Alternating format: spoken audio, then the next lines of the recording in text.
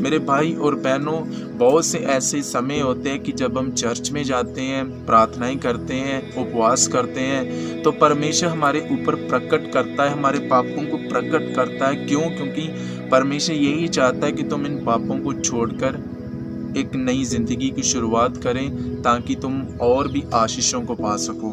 लेकिन आज क्या है, इंसान पूरी तरह से परमेश्वर की दया को भूल चुका है। वो अपने पाप को कंटिन्यू करता चला जा रहा है और उनके अंदर परमेश्वर के प्रति कोई डर नहीं है।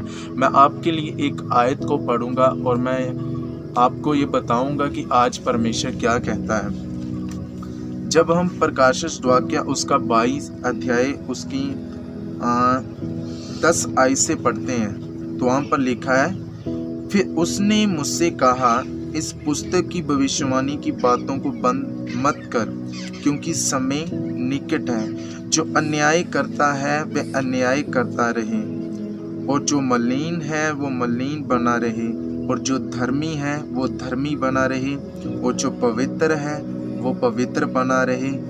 देख, मैं शीघ्र आने वाला हूँ, और हर एक के काम के अनुसार बदला देने के लिए प्रतिफल मेरे पास है। मैं अल्फा हूँ और ओमेगा हूँ, मैं पहला हूँ और अंतिम हूँ, आदि और अंत मैं हूँ। मेरे भाई और बहनों, ये बाइबल की पूरी किताबें और पूरे एक एक अध्याय हमें यीशु मसीह के बारे में बताते हैं और यही कहते हैं कि हम अपने पापों से पश्चाताप करें।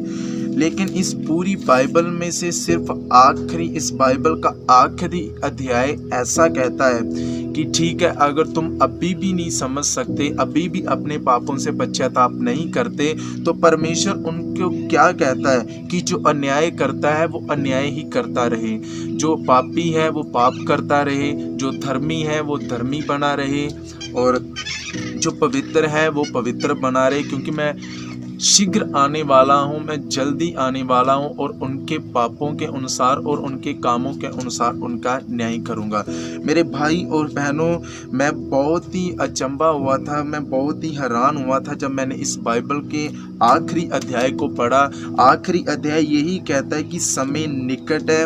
अगर तुम नहीं अभी भी समझ सकते, अगर नहीं अपने पापों को छोड़ सकते, अगर अभी भी तुम परमेश्वर के प्रति डर नहीं रख सकते, तो जो तुमने करना है करो। क्यों? क्योंकि परमेश्वर यीशु मसीह शीघ्र आने वाला है, वो जल्दी आने वाला है, और वो तुम्हारी कामों के अनुसार तुम्हारा अन्याय करेगा। आप बाद में ऐसा नहीं बोल सकते कि हमें किसी ने बताया नहीं, हम तो पाप करते थे, हम हमारे अंदर कमजोरियां थी, हम तो पाप करते थे, लेकिन हमें किसी ने बताया नहीं।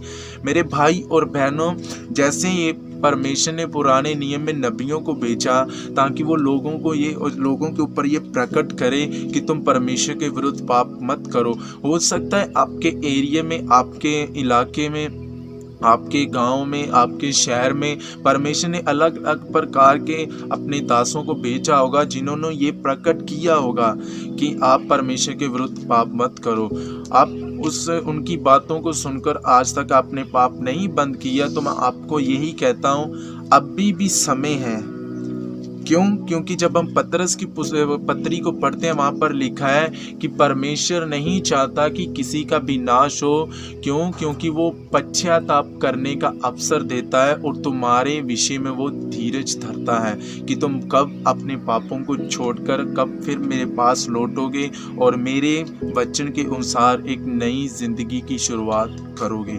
मेरे भाई और बहनों, मैं आपको बताना चाहता हूँ कि समय निकट है। ये मैं नहीं, ये कलामे मुकद्दस कहता है। अगर तुम अभी भी अपने पाप को करना बंद नहीं कर सकते, अगर नहीं छोड़ सकते, अगर इस वचन को नहीं मान सकते, तो मैं आपको बताना चाहता हूँ, ये वचन जल्द ही पूरा होने वाला है। क्योंकि प्रकाशित वाक्य अंत के दिनों की पुस्तक है। जब परमेश्वर आएगा, जब यीशु मसीह आएगा, और वो तुम्हारे कामों के अनुसार तुम्हारा न्याय करेगा। अगर तुम्हारे काम स्वर्ग के हैं तो वो तुम्हें स्वर्ग में लेकर जाएगा। अगर तुम्हारे काम नरक जाने के हैं तो वो तुम्हें आग में डालेगा। क्यों? क्योंकि तुमने परमेश्वर के विरुद्ध पाप करना नहीं छोड़ा है। सो मैं आपको यही कहना चाहता हूँ कि अभी भी समय है, अपने पापों से पश्चाताप करो और मन फिराओ और परमेश्वर के परमेश्वर अपनी क्रूस को उठाओ और यीशु मसीह का पीछा करो।